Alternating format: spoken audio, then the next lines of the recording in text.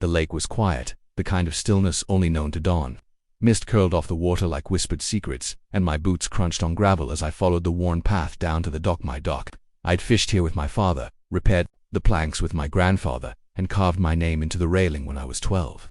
This wasn't just property, it was memory, which is why the sight of a bright pink lawn chair, a beach umbrella, and Karen Thompson stretched out like she owned the place hit me like a gut punch. She didn't see me at first. Her oversized sunglasses reflected the rising sun as she sipped from a glittery tumbler and tapped away on her phone. A Bluetooth speaker blared soft jazz. Her Yorkie Rufus barked from a polka dot pet bed on the dock. I cleared my throat. You're on private property. She looked up with the lazy annoyance of someone being interrupted at a spa. Good morning to you too. I'm serious. Karen, you're trespassing again. Karen Thompson was the recently re-elected president of the Silver Pines HOA, and ever since she moved into the subdivision across the ridge, she had taken it upon herself to bring order to the area. But what she never seemed to understand, or pretended not to, was that my land was not, and never had been, part of her HOA's jurisdiction. Her smile tightened. I'm well within my rights. Lake access is community shared, and as president I have full authority to manage it. I stepped forward, jaw clenched. You don't. This dock is on my parcel, and the shoreline's privately deeded. That was settled years ago, long before you showed up with your binders and bylaws. She waved her hand like she was swatting away a gnat. Well, maybe it's time we revisit that agreement. Things change. No, I said firmly, planting myself between her and the lake. This doesn't. Her tone dropped an octave. Are you threatening me? No. I'm asking you to leave before I call the sheriff. She stood, brushing imaginary dust from her blouse. Do that, and you'll regret it. You think you're above the rules just because you've been here longer. The lake belongs to the community now. You're just being selfish. I reached down and grabbed her cooler, flinging it into the shallow water with a loud splash. She gasped as her drink tumbled and floated, followed by her sunglasses case. Then I lifted her beach chair and tipped it backward. She stumbled, shrieking as she caught her balance. Get off my land, I roared. Finally fed up, she gathered Rufus and her soaked tote bag, sputtering as she stormed up the trail. You'll hear from my lawyer, she shouted over her shoulder, and the board, and the sheriff. I watched her go, heart pounding not from fear, but from the rage of having your home, your space, constantly violated by someone who thought a title and a clipboard gave her control. 10 minutes later, was back on the dock, repairing a loose board. When I heard the sirens, 2 squad cars pulled up beside my gravel driveway. Karen stood by them, pointing and talking a mile a minute, fake tears streaming down her face. She spotted me and shouted, "That's him. He assaulted me." The deputies approached with cautious steps. "Sir, we received a call about a disturbance involving possible physical assault. You mind explaining what happened?" I exhaled and gestured toward the trail camera mounted in a tree. Everything's recorded. She was trespassing. I asked her to leave. She refused. I didn't touch her. One officer went to check the footage. The older one stayed with me, arms crossed. Are you part of the Silver Pines HOA? No, I said. And I've got the deed to prove it. Karen's voice cracked in the distance. He thinks he's exempt from everything. A few minutes passed. The deputy returned, shaking his head. No assault. She was on your property, and you gave her plenty of warning. Legally, you're in the clear. Karen's mouth opened, but no words came. Her face flushed a blotchy red. You're not going to arrest him? No, ma'am. But if you trespass again, you could be the one facing charges. I watched her shrink, eyes darting to the neighbors gathering across the ridge, drawn by the flashing lights. She'd come to humiliate me. Instead, she humiliated herself. As the squad cars drove off and she trudged back to her SUV. Something told me this wasn't over. Karen had just lost the first round, and knowing her, she'd be back swinging. Karen didn't show up the next morning, or the one after that. For a moment, I allowed myself the foolish hope that she'd finally learned where the line was drawn, both on the map and in my patience. I went about my days clearing brush, tuning up my old fishing boat, and enjoying the lake the way I always had, in peace, with silence broken only by birdsong or the occasional splash of a bass. But quiet never lasts when someone like Karen is plotting. Exactly 1 week after the dock incident, I came home from town to find a bright orange notice stapled to the oak tree near my gate. Cease and desist, unauthorized SDRUCTUA below. That in all caps it read, failure to remove the dock within 14 days will result in legal action and forced compliance under Silver Pines HOA regulations. I nearly laughed out loud. Except it wasn't funny. Not when my mailbox held another surprise, a formal letter from a law office representing the HOA, accusing me of violating community resource access and interfering with communal lake privileges. The kicker, they claimed I owed fines $2,400 worth for obstruction, verbal aggression, and unauthorized shoreline development. It was absurd. I wasn't part of the HOA. I'd opted out years ago during the failed annexation attempt. Back then, they tried wrapping their tidy little subdivision around every property with lakefront access, hoping to enforce cookie-cutter rules and squeeze out holdouts like me. But I fought it. Legally. Documented everything. Signed and sealed. Karen must have known that. She just didn't care. I drove straight to the HOA office and over-renovated shed at the edge of the subdivision and demanded to speak with whoever had sent the letter. Of course, it was Karen. She greeted me with a smug smile and a binder clutched to her chest like a loaded weapon. "This isn't personal," she said. "It's about standards. We're trying to preserve community values, and your behavior has become problematic." "Problematic," I echoed. "Karen, this is harassment."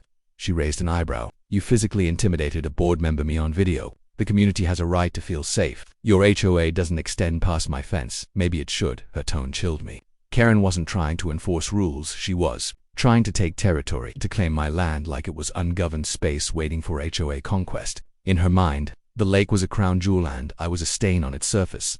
The next few days were a blur of escalating nonsense. Anonymous complaints were filed against me at the zoning office. A so-called lake access initiative was pushed through the HOA board, aimed at building a shared community dock right next to mine. Even strangers started showing up, teenagers in golf carts wandering near my trail, clipboard-holding surveyors asking invasive questions about my land use. I wasn't just dealing with Karen. She had activated the hive, so I activated my own backup. Emily. My cousin was a property rights attorney based out of Denver. She was sharp, aggressive when needed, and knew HOA law like the back of her hand. Years ago, I helped her rebuild a storm-damaged cabin for cheap. She told me if I ever needed legal firepower, she'd return the favor. This was that time. Emily came down 2 days later in jeans and boots, ready to go to war. First, she reviewed my deed, my zoning maps, and the video footage from the trail cam. Then she filed a formal cease and desist against the HOA for harassment and unlawful overreach. Her words, not mine. "You've got a rock-solid case," she said that night over coffee. Karen's banking on fear and intimidation. But she made a mistake. She left a paper trail. That fake fine illegal, the letter unenforceable, and if she keeps pushing, we can crush her in court. For the first time in weeks, I felt a breath of relief. But Emily wasn't done. "We're not just going to defend your rights," she said. "We're going to remind her legally, publicly, and permanently that your land is yours. And if she wants to keep playing Queen of the Lake, she'll have to pay for it." The next morning, we served Karen a legal notice, not just a response, a counter-threat, a civil suit, citing trespassing, defamation, harassment, and emotional distress. Emily filed it with the county clerk before lunch. Karen might have started this war, but now, it was my turn to fight. And this time, I had the land a damn good lawyer on my side. Karen should have backed off. She had a chance, multiple actually, to walk away, to leave my dock, my property, and my life alone. But people like her don't retreat. They escalate, they dig in. And when the dirt crumbles beneath them, they double down and pretend they're standing on bedrock. The day after Emily filed the lawsuit, the HOA newsletter exploded. A 2-page spread authored anonymously, but written in Karen's signature. Syrupy sarcasm circulated to every mailbox in Silver Pines. "Hostile holdout threatens community harmony." It accused me of undermining safety, threatening a female resident, her, and hoarding natural resources for personal gain. The entire thing read like I was running an illegal arms bunker instead of fishing on a dock my grandfather built. "They're setting the stage," Emily said, tossing the newsletter aside. "She's trying to win the community before she loses the court." I should have been furious, but honestly, I was impressed. Karen had a politician's instinct. She didn't want justice, she wanted control. And when the law didn't give her authority, she tried to manufacture it through lies and fear. What she didn't know was how thoroughly we had prepared. In the weeks leading up to the hearing, Emily collected everything: property maps, call logs, HOA meeting minutes, even deleted emails Karen thought were buried deep in her HOA account but were still accessible via a public record request. Then came the surveillance. Footage, multiple angles from my trail cams, and one I didn't even know existed. A neighbor, tired of Karen's power trips, handed over doorbell footage of her bragging about forcing the old man to pay for lake access, one way or another. That was the moment we stopped playing defense. We went on the offensive. Court day arrived under gray skies, the kind that threatened a storm but hadn't yet committed. The courtroom smelled like old wood and disinfectant. Karen arrived with a new lawyer, clean-cut, young, way too confident. She wore a navy blue pantsuit and a smug smile that made me want to laugh. Emily.com, and casual in boots and a blazer, leaned over to me. "This is going to be fun." The judge, a nonsense woman in her 50s, called both parties forward. Karen's attorney launched into a rehearsed monologue about shared community assets, violent behavior, and the psychological trauma she endured when I screamed at her from my dock. Then Emily stood. No theatrics, just facts. She laid out my land deed, the zoning laws, the HOA's limited jurisdiction, and the repeated uninvited encroachments on my property.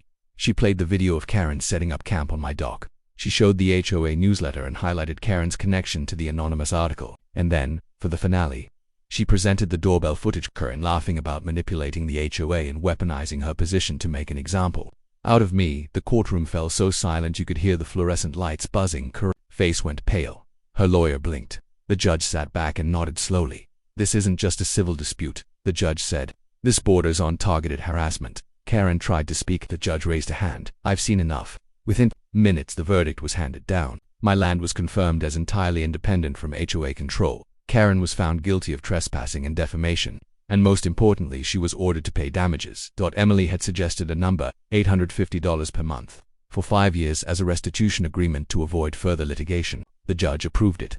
Karen was also banned from setting foot within 200 feet of my shoreline. She didn't speak as the judgment was read. Her hands trembled. Her lawyer gathered his things.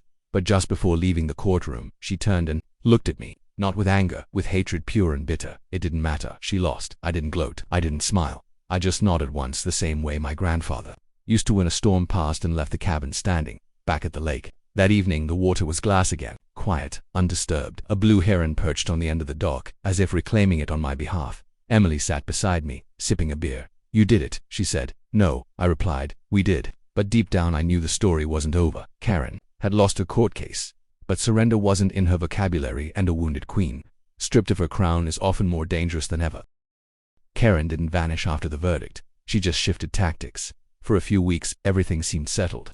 The checks arrived right on time, $850 each month, signed by Karen herself, with per-court agreement scrolled in the memo line. Like a scar, the HOA newsletter no longer mentioned me, and the constant golf cart traffic near my fence disappeared. Silver Pines fell silent. To silent. Then came the noise. Literally, chainsaws, backhoes, construction crews. The HOA announced plans to build shared community pavilion just 50 feet from my southern boundary, complete with speakers, picnic tables, and a walking trail that conveniently wrapped around to face my lake lot. They called it a place for all. But I knew what it really was. It was Karen's revenge, loud, relentless, and just out of reach of the judge's order. She couldn't touch my dock, so she was going to make damn sure I couldn't enjoy it either. It was brilliant in a petty, calculated way, and for a moment I considered letting it go. But Emily didn't. She's baiting you, she warned, poking at the edges, seeing what she can get away with. I nodded. Let her, because Karen had forgotten one thing. My land wasn't just private, it came with a right-of-way easement for access, dating back to when the county granted it as a historical parcel. That easement cut right through the proposed pavilion zone, and buried in the subdivision plans deep in the fine print was a clause requiring written consent from all adjacent landowners for any construction impacting easement zones. She never got mine. So I sent a letter to the county, then I sent one to the contractor, and finally, I sent a copy to the HOA board with a formal injunction request. Karen called an emergency meeting. It didn't go well. Half the board members were already on edge after the lawsuit fiasco. The other half were furious to learn that the HOA's legal fund, funded by resident dues, had been used to support Karen's personal vendetta. The HOA treasurer, a mild-mannered retiree named Glenn, resigned on the spot.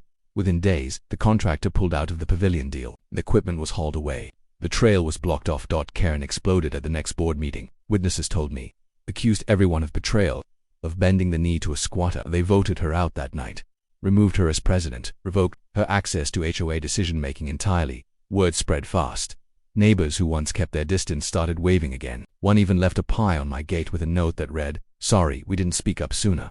Karen, meanwhile, vanished from public view. Some said she started attending church again. Others claimed she was trying to sell her house but was blacklisted by her own HOA board, blocked from listing it in the official community circular. And me. I reclaimed my peace. The lake sparkled again. The birds returned. I rebuilt the bench at the end of the dock and added a wind chime twice as loud as the one she once complained about. Most mornings now, I sit with a coffee in hand and read the paper, occasionally glancing at the trail that ends just at my boundary. Karen never walks it anymore, but her payment arrives each month, without fail, $850. Sometimes I frame the checks before depositing them, especially the ones where she tries to disguise her handwriting with block letters or elaborate cursive. It's not about the money, it's about what it means that she lost, and that I stood my ground. A few months later, I got a letter not from Karen, but from her husband, Hank. He apologized for everything, said he was ashamed of how things spiraled, and asked if he could come down to the dock sometime, not to fish, just to sit. I let him. He didn't say much, but as we watched the sunset reflect across the water, he finally muttered, "She was never after the lake." I turned to him. "Then what was she after?" He shrugged. "Control, I guess. Power over something. anything. I nodded. I understood that kind of hunger, the need to rule something, even when you're standing on someone else's land. But here, on this dock, the only thing that ruled was peace, and it had cost a war to earn it.